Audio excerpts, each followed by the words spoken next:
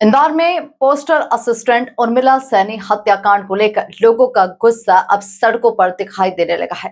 वारदात के 3 दिन बाद भी मुख्य आरोपी और मृतका के पति अखिलेश सैनी की गिरफ्तारी नहीं होने से परिजनों, रहवासियों और डाक विभाग के कर्मचारियों का सब्र टूट गया। सोमवार को बड़ी संख्या में लोगों ने संयोगितागंज थाने का घेराव किया और पुलिस से आरोपी की तत्काल गिरफ्तारी की मांग की।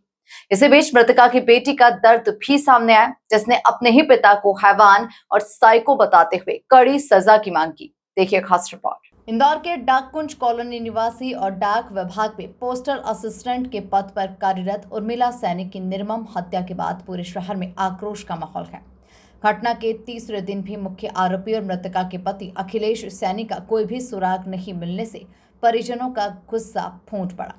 सोमवार को मृतका के परिजन, रिश्तेदार, कॉलोनी के रहवासी, डाक विभाग के कर्मचारी और विभिन्न कर्मचारी संगठनों के सदस्य एकजुट होकर संयोगितागंज थाने पहुंचे। सभी ने थाने का घेराव करते हुए जमकर नारेबाजी की और पुलिस प्रशासन के खिलाफ नाराजगी जाहिर की।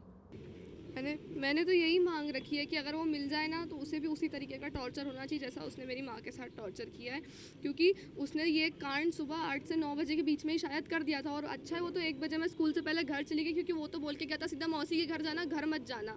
अच्छा हुआ घर चली गई और ये सब देख लिया, नहीं तो सोचो ना 8 से 9 के बीच में भी कितनी तड़पी होगी वो। तो मैं तो यही चाहती हूँ कि मिले तो तुरंत उसको फांसी नहीं होनी चाहिए या इनकाउंटर मत कर देना, उसको उसे भी उतना ही तड़पना चाहिए। मैं तो यही निवेदन है मेरा।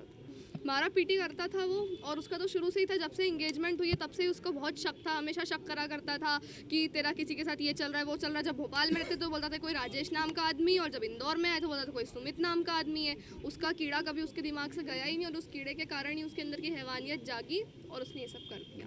मेरी माँ 15 साल से पागल हो गई अपने आप को डिफेंड करते करते कि मेरा ऐसा कुछ नहीं है, कुछ नहीं, पर दिमाग का कीड़ा निकाला थोड़ी जा सकता है, साइको है। इतनी जघन्य वारदात के बाद भी आरोपी का खुलेआम फरार रहना पुलिस की कार्यप्रणाली पर गंभीर सवाल खड़े कर रहा है। उन्होंने मांग की है कि आरोपी को जल्द से जल्द गिरफ्तार कर उसके खिलाफ सख्त से सख्त कार्रवाई की जाए, ताकि पीड़ित परिवार को न्याय मिल सके। इस दौरान सबसे भावुक पल तब आया जब उर्मिला सैनी की बेटी मीडिया के सामने आई।